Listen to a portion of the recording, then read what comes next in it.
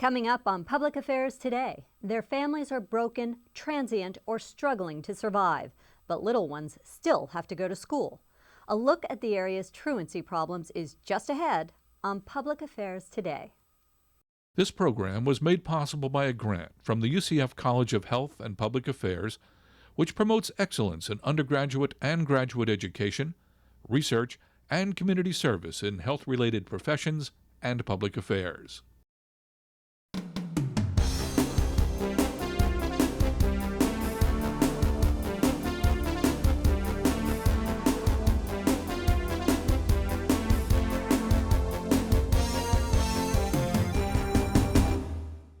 Hello and welcome to Public Affairs Today. I'm Alicia Callanan Mandigo.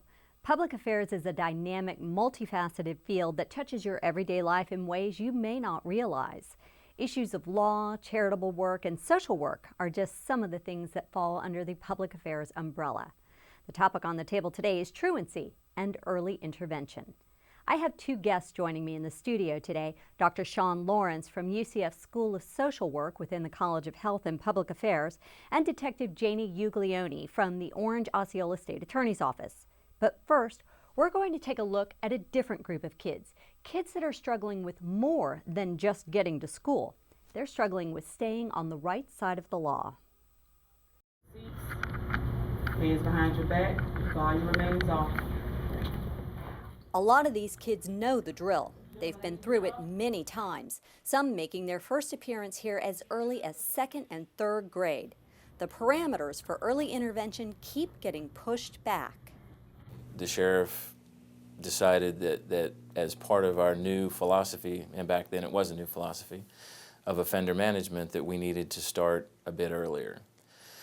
And so in 1996 and 97, is when the partnership with the Department of Juvenile Justice came into play. The kids who we supervise are high-risk kids to reoffend and as such a high risk to public safety. What works? The answers to that difficult question may lie within juvenile records, and UCF's Roberto Potter hopes to find them. We have gone into partnership with the Seminole County Sheriff's Office to look at the programs that they deliver for juveniles who are not in commitment placements at the moment in the community. And we are looking at the various programs to see which are effective programs, what the most effective parts of the programs are, and where weaknesses are that we can identify that can be worked on. Since the best strategy is to keep kids from getting here in the first place, the Sheriff's Department began a unique program called Operation Right Track. Operation Right Track is a 2-day program. It's paramilitary style. It's for at-risk kids between the ages of 10 to 17 years old, males and females who are acting out. It's not for hardcore offenders. It's for kids who are starting to show signs of delinquent behavior. Could be skipping school, defiance, disrespect, that type of thing. Traditionally, parents who are having trouble with kids and they're looking for help with their kids would go to law enforcement looking for help, and they'd say, if they do something I can arrest them for, call me. Well, that's not what a parent wants to hear.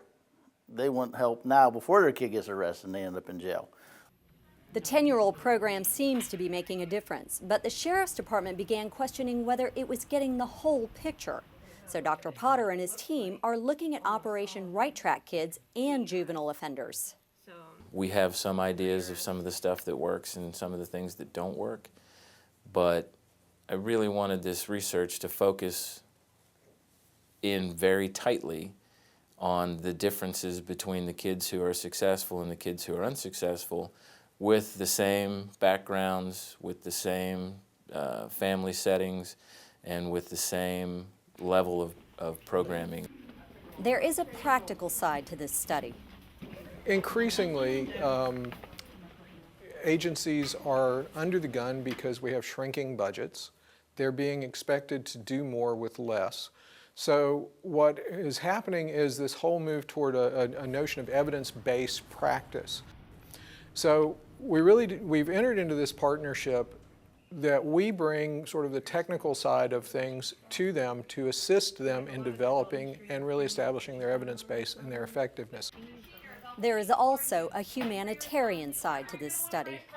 That's something that I've tried, and I think that we've all struggled with, is what is it about this child where the light came on for him or her, and they've decided that they're not going to repeat the history that they've seen in their family or wherever they happen to live. And there's an identical situation that it just never happens. And being able to mine that information out of that child or get them to articulate, it's very difficult.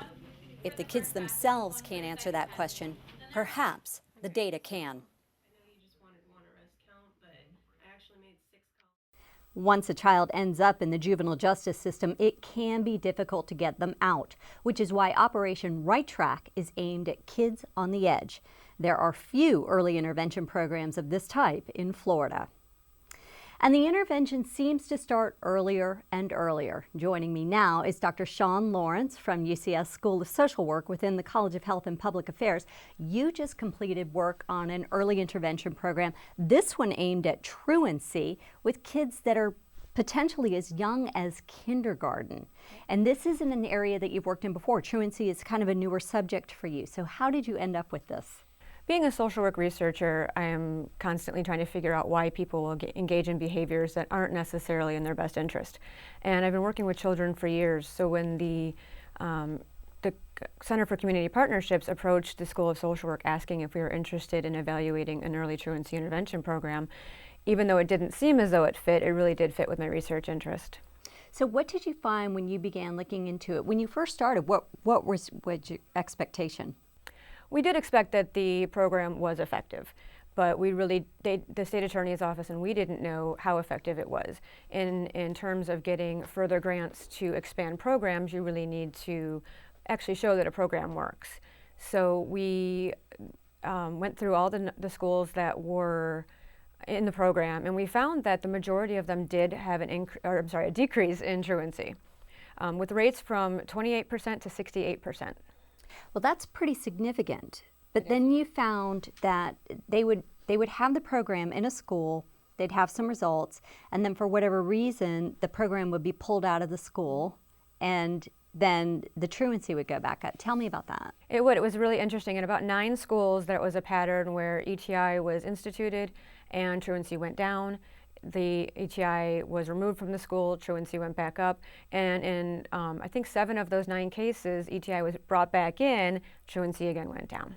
Now, why was the program being established and then being pulled out? What was going on there?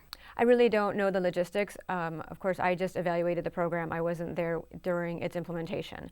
So it could be just that the schools weren't interested anymore, or I really have no idea. When you were looking at the fact that truancy would go down with ETI in place, ETI of course standing for early truancy intervention, and then if the program was removed, truancy would go back up, you were finding that there was one key that seemed to have influence, and it was the presence of the officer. It was. It seemed as though just having Detective Lyon involved was just the catalyst to really kind of light a fire under the parents and getting their kids to school. But what's the difference with having an ETI officer there when we're all accustomed to seeing the school resource officer on campus? We've gotten very used to having a cop on campus. So what's the difference? I think the difference is that she has more of a hands-on approach.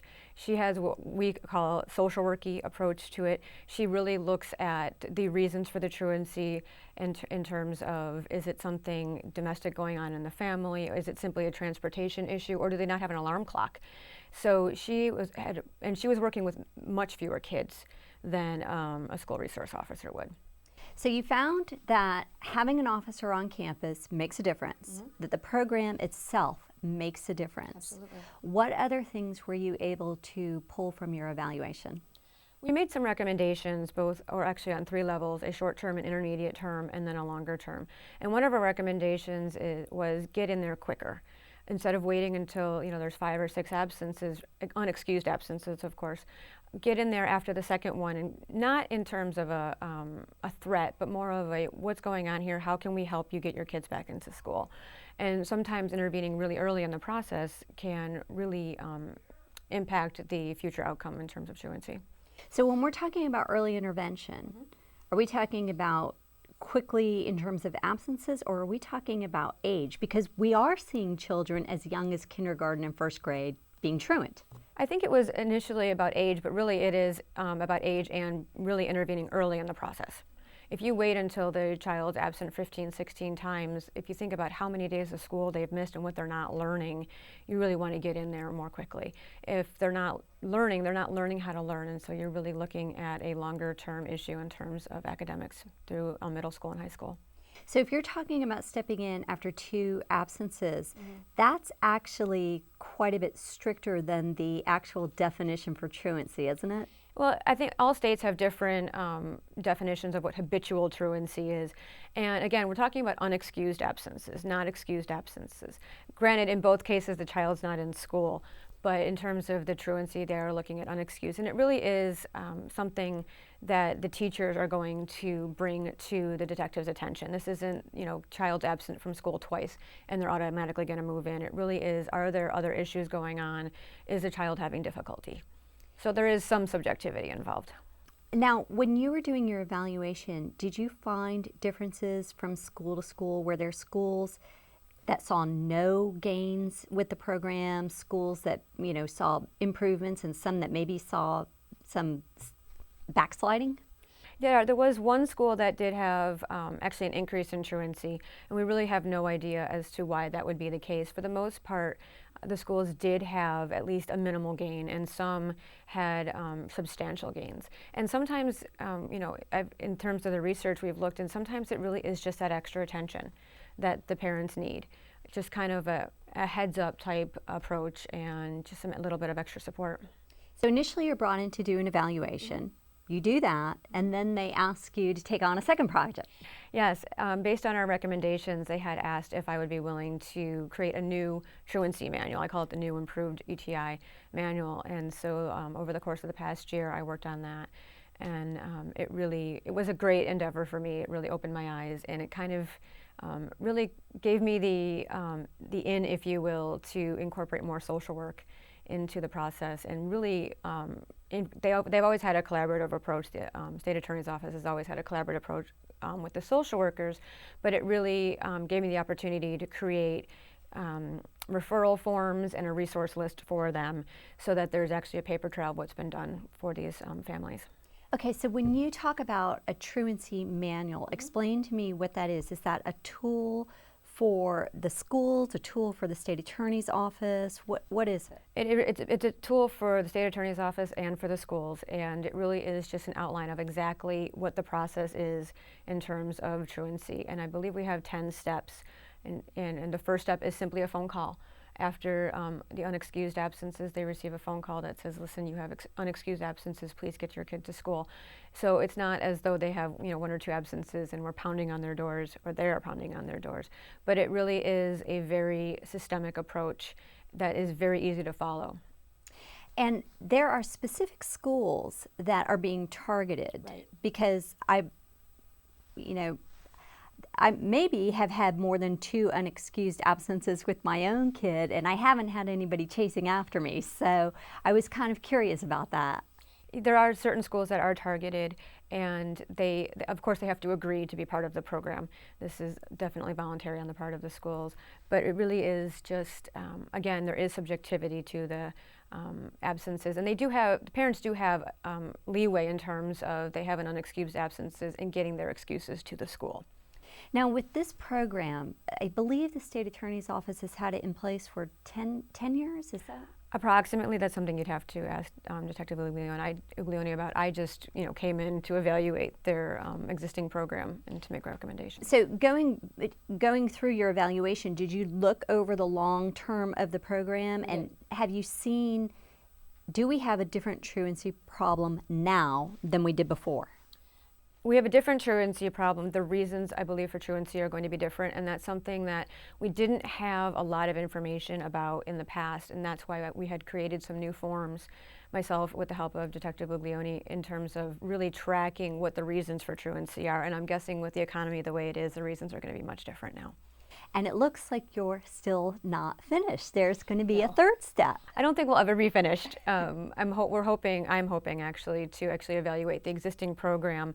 My ultimate goal and the goal of the state attorney's office is really to make this a statewide, or if not a multi-state program, sort of to serve as a model for truancy intervention. So eventually we will go after, hopefully, the bigger grants, the multi-million-dollar grants. Great. Thank you so much for joining me today. I've been talking with Dr. Sean Lawrence from UCF School of Social Work within the College of Health and Public Affairs.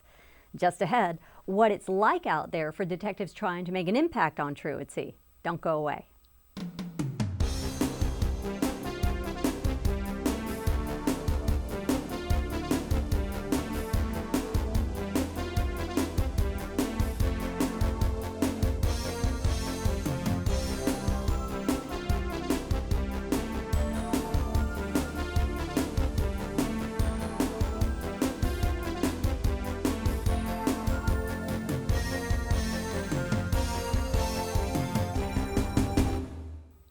Welcome back. With me now is Detective Janie Uglione from the Orange Osceola State Attorney's Office, and you worked on the Early Truancy Intervention Manual, and part of the reason for that is because you've been working in this field for 10 years now, is that correct? That's correct, yes. Okay, so you've really been out there in the trenches, you know what's going on, and one of the things that you and I spoke about previously is the fact that there are little kids that are truant.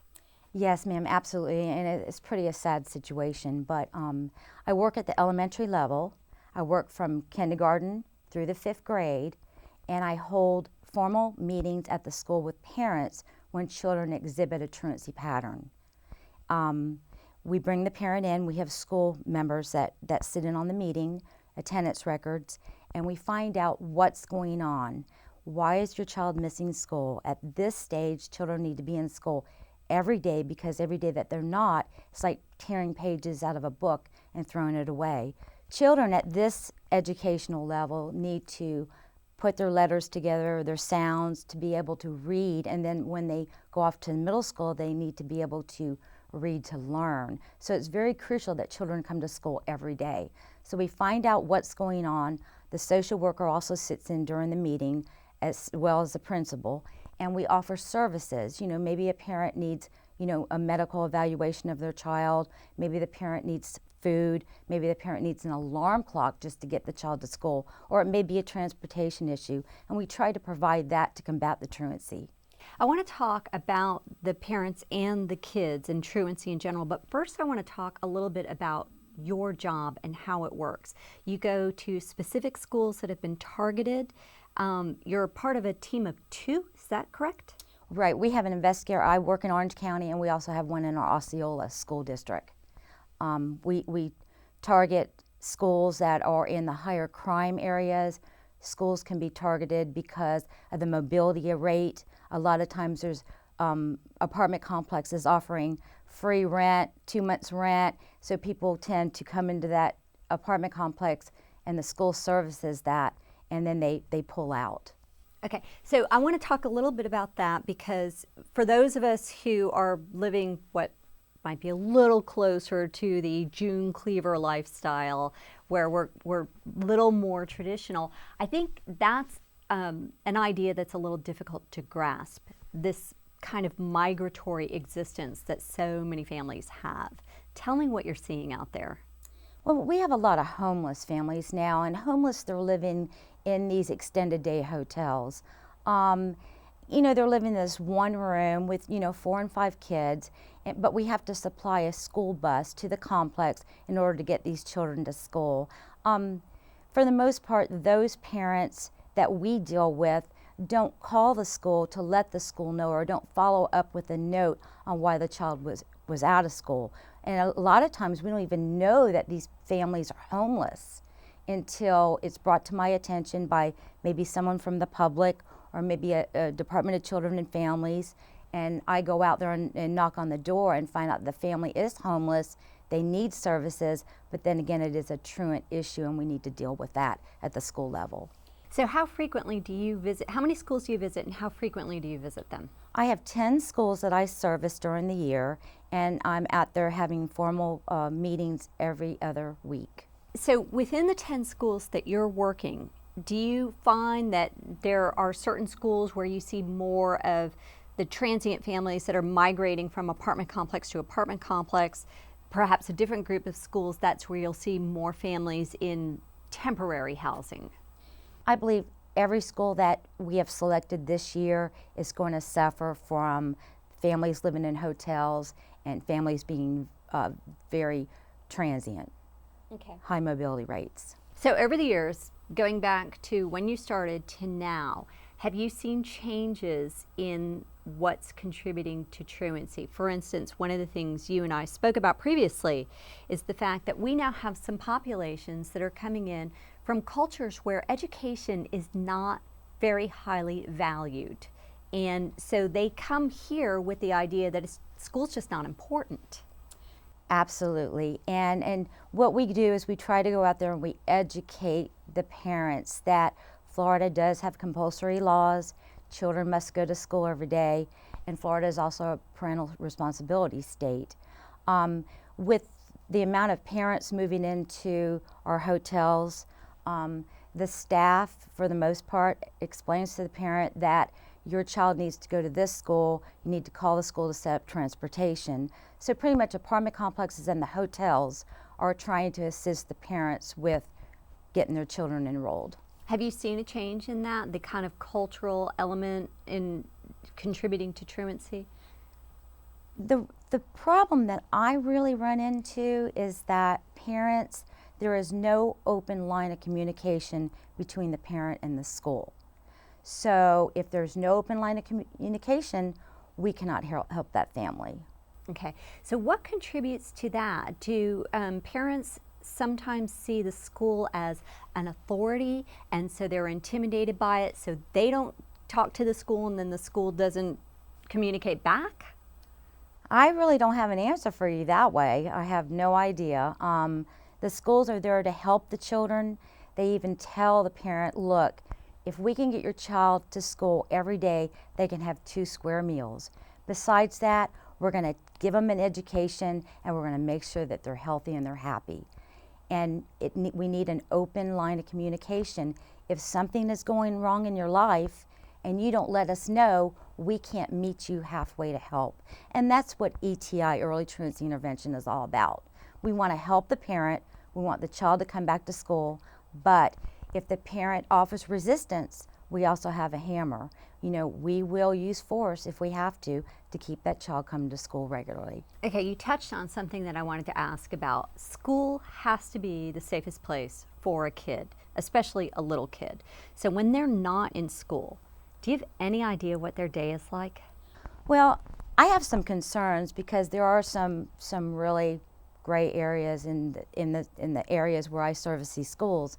The teachers report that a lot of the children in these questionable schools come to school, they haven't had a bath, maybe their clothes aren't up to par with the other children, they're hungry. A lot of times they'll come late on campus, but the teacher notices the child may not have eaten dinner last night or breakfast and sends them to the cafeteria to be fed before coming into the classroom. So it is a major concern. You know, there's a lot of substance abuse on a part of the parent. There's a lot of crime going on, a lot of all-night activities going on in these apartment complexes and hotels, keeping these children up at night when they should be sleeping at an early hour. I would imagine that when you get to the point of having to address the parents would fall into different groups, Yes. some of which have a light bulb moment and they realize that they need to get with the program. I would imagine there's also a group of parents that try to pass the responsibility off on their kids. Right, absolutely.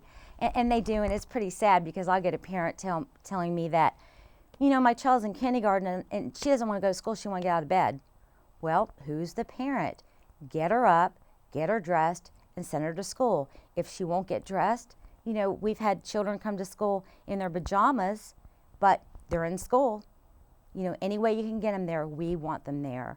But pretty much after I deal with a parent at the school level, we don't really have a truancy problem after that point. There are a few that, tend to move away because of the high mobility rate, or they just don't want to follow the rules. You told me earlier that you've had a couple personal successes where you've been able to get a kid of their own volition to start coming to school. Absolutely, absolutely. Yeah, truly I can see through some of these parents, and they're not going to send their child to school. So, I have a little meeting with the child, and for the most part, these children are so smart, and they really want to come to school. So we develop a plan for them to come to school every day on their own, and when they do, after 30 days, and they know I'm watching, after 30 days, then I will bring them Taco Bell or McDonald's, their choice of food, on campus, and we'll have lunch together. What is the future for a child who is chronically truant? Well, you hate to say that these children will end up in juvenile detention or in jail later on in life, but, pretty much once they give up on education, then the street is there to educate them. We don't want that to happen. We want these children school smart so that they become adults and they become contributing members to our society. And that's what this program is all about. Great, thank you. Thank you so much. I've been talking today with Detective Janie Uglione from the Orange Osceola State Attorney's Office. Thank you again for joining me today, and that's going to do it for now. I'm Alicia Callanan Mandigo. Thanks for watching Public Affairs Today.